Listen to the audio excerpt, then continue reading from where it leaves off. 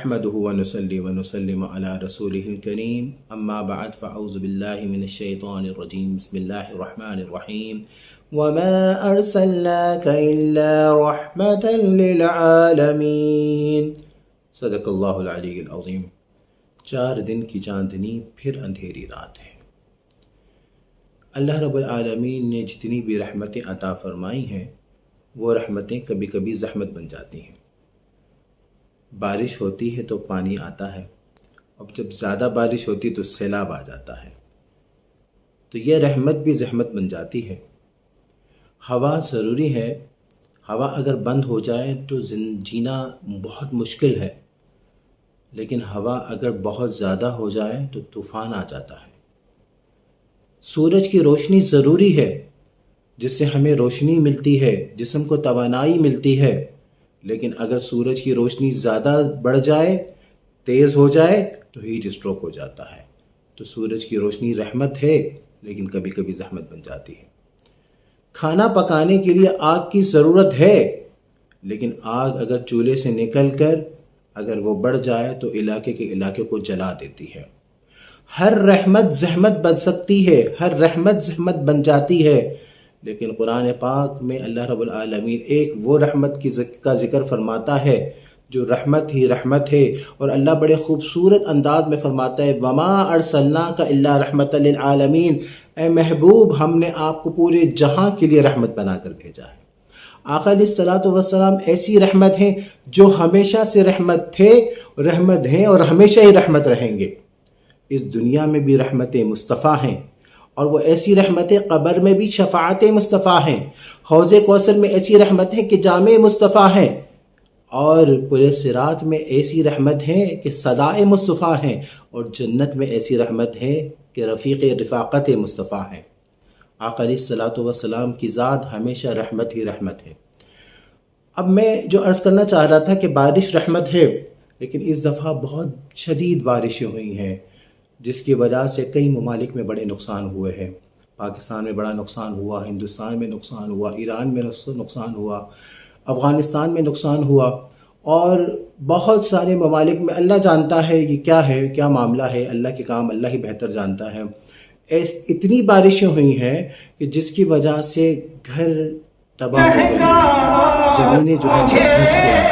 اتنی بارشیں ہوئی ہیں کہ اگر آپ کا مشاہدہ کریں، ہمارا تو ماشاءاللہ آنا جانا رہتا ہے، ہم نے دیکھا ہے کہ جو پل ہیں وہ شگاف ہو گئے، اور اتنی بارشوں کی وجہ سے بہت زیادہ نقصان ہوا ہے۔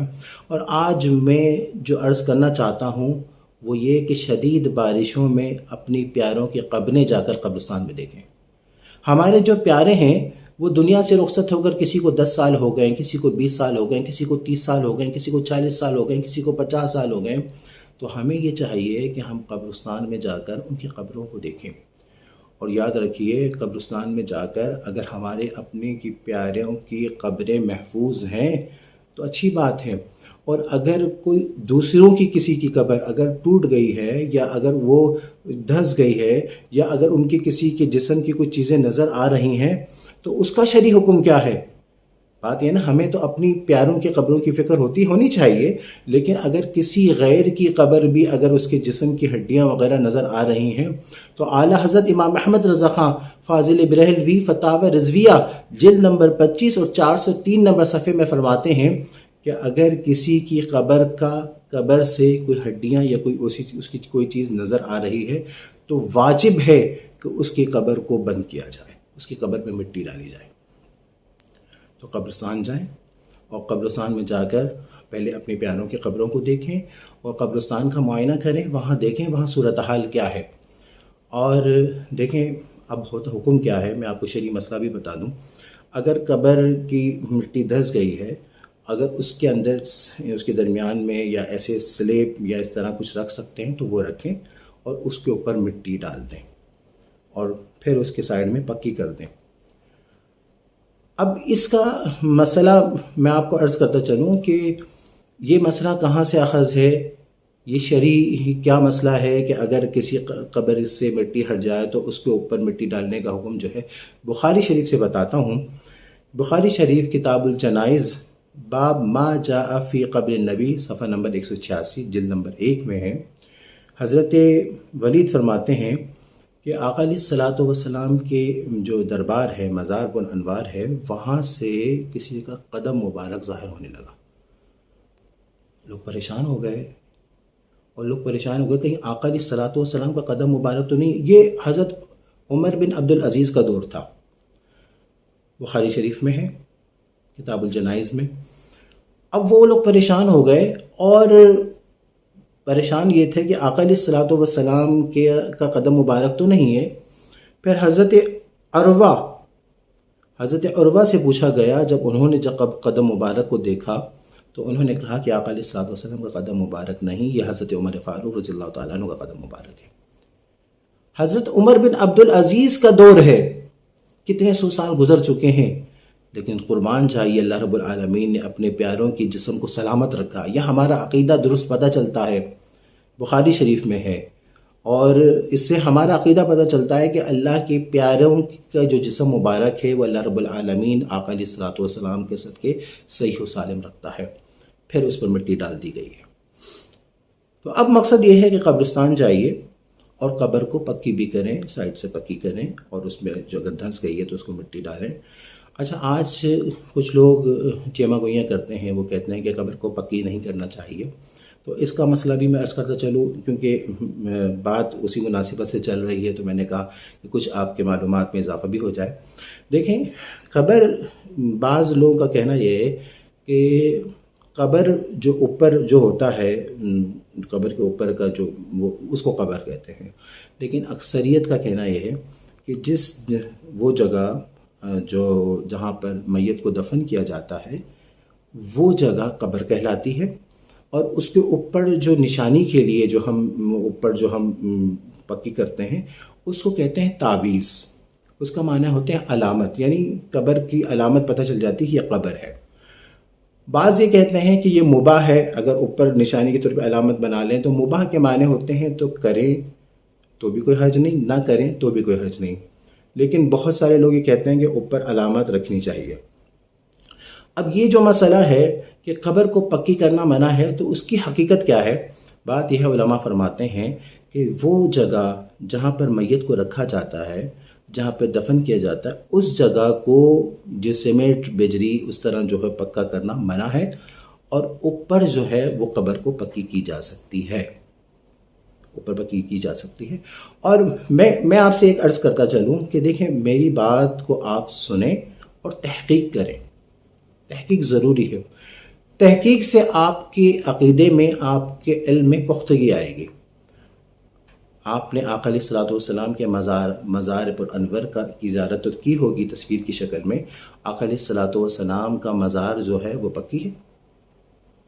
حضرت ابو بکر صدیق رضی اللہ تعالیٰ عنہ کی مزار جو ہے وہ پکا ہے، اس کی تصویر آپ نے دیکھی ہوگی۔ حضرت عمر فاروق رضی اللہ تعالیٰ عنہ کا جو مزار پر انور ہے وہ پکی ہے۔ اور اگر آپ تحقیق کریں، عراق چلے جائیں، وہاں پہ عراق میں بھی اکثر، وہاں پہ بھی جتنی بھی مزارات ہیں وہ سب پکے ہیں۔ ایران چلے جائیں، وہاں پہ بھی جتنے بھی مزار ہیں وہ بھی پکے ہیں۔ مصر چلے جائیں، حضرت امام شافعی رضی اللہ تعالیٰ عنہ اور حضرت سیدنا نفیسہ رضی اللہ تعالیٰ عنہ کا جو مزار بنا پکا ہے۔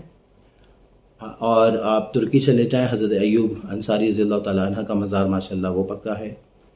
آپ جتنی بھی آپ اردن چلے جائیں، وہاں پہ بھی جتنے مزارات ہیں وہ سب پکے ہیں۔ فلسطین میں جتنے مزارات ہیں وہ سب پکے ہیں۔ جتنی بھی عرب کے ممالک ہیں، اہل عرب کے مزارات، آپ خود تحقیق کریں۔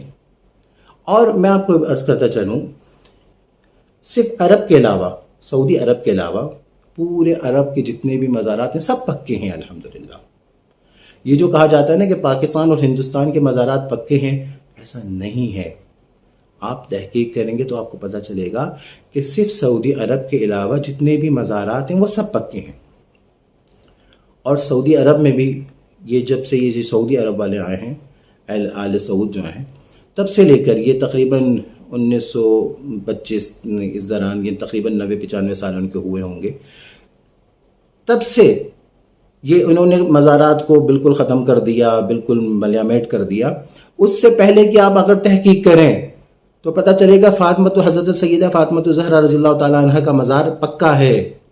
حضرت عمر اور حضرت عثمان غنی رضی اللہ تعالیٰ عنہ کا مزار پکا ہے. آپ تحقیق کریں، آپ کو پتہ چلے گا. اہل بیت کرام کے مزارات جتنے ہیں وہ پکے ہیں. صحابہ کرام کے جو مزارات ہیں، حضرت حلیمہ سعدیہ رضی اللہ تعالیٰ عنہ کا مزار وہ پکا ہے. تو مقصد یہ ہے، یہ جو صرف شرعی جو حکم ہے کہ جہاں پر میت رکھی جاتی ہے اس کو پکا نہ کیا جائے، یہ حکم ہے. اور دیکھیں معاملہ یہ ہے کہ آپ قبرستان جائیں اور قبرستان جانے کی ایک عادت بنائیں. ہم نے بچپن سے اپنے والد محترم کو دیکھا ہے کہ ہر جمعے کو دادا حضور کے دربار میں ان کے مزار پر جاتے ہیں اور وہاں پہ دعا فرماتے ہیں. اور الحمدللہ یہ بات میں تحدیث نعمت کے لیے عرض کر رہا ہوں کہ میں روزانہ اپنے دادا حضور کے دربار میں ایصال ثواب کرتا ہوں الحمدللہ. اور اپنے مرشد کریم سائیں کمبر والے، اللہ پاک ان کو حیات خضری عطا فرمائیں، اللہ پاک ان کا سایہ ہمیشہ ہم پر قائم رکھے، اللہ پاک ان کو شفائے کاملہ عاجلہ عطا فرمائے. سائیں کمبر والے سائیں حسین شاہ باچا، ان کے دربار میں بھی میں روزانہ پڑھ کر ان کے دربار میں بھی پیش کرتا ہوں. تو آپ کوشش یہ کریں کہ آپ جو ہے اپنے پیاروں کے مزارات قبروں پہ جائیں وہاں پر. اور ابھی آج کل ایک دستور چلا آ رہا ہے کہ لوگوں نے مخصوص کیے ہوئے قبرستان. ہمارے جنگشائی میں بہت سے ایسے لوگ ہیں جو کراچی شفٹ ہو گئے، جو پتہ نہیں کہاں کہاں کے مختلف ممالک چلے گئے یا مختلف شہروں میں چلے گئے، لیکن مر کر جب انتقال ہو جاتا ہے تو دفن ہونے کے لیے جنگشائی آ جاتے ہیں. میرا اپنا ایک مشورہ ہے، ہر بندے کی اپنی ایک رائے ہے. میں یہ کہتا ہوں کہ اگر کسی کا انتقال ہو جائے تو گھر کے قریب اس کو دفنایا جائے، تاکہ اگر روز نہ جایا سکے تو ہفتے میں ایک دن تو بندہ جائے وہاں پہ.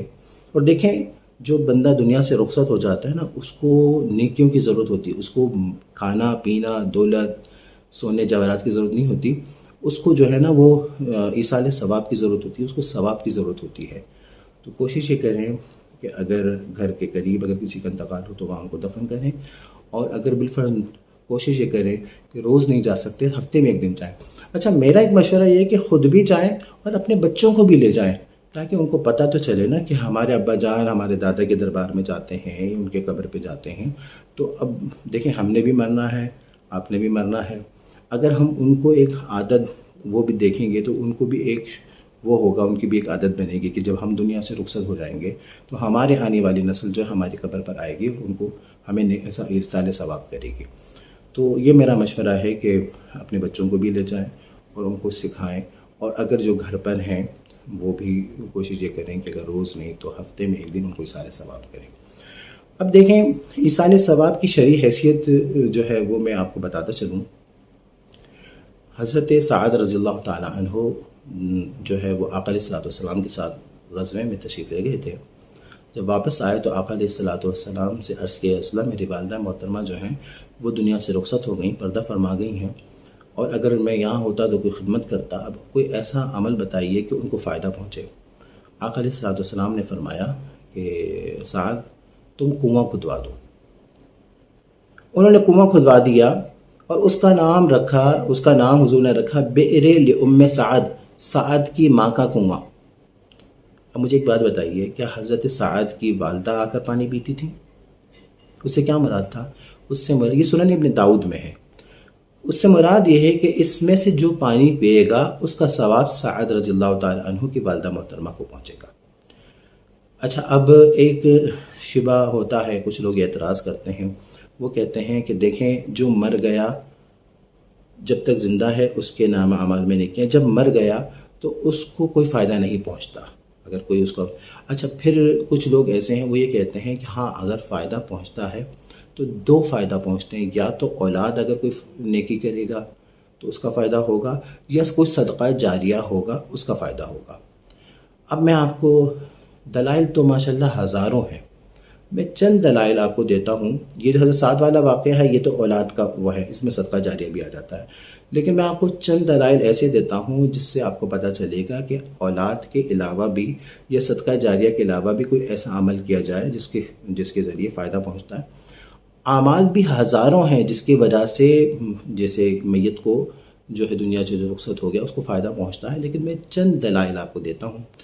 ایک دلیل یہ ہے نماز جنازہ. اعتراض کرنے والوں سے میں پہلے یہ پوچھتا ہوں کہ نماز جنازہ جو ہے یہ میت کا عمل ہے یا میت کے علاوہ کسی کا عمل ہے؟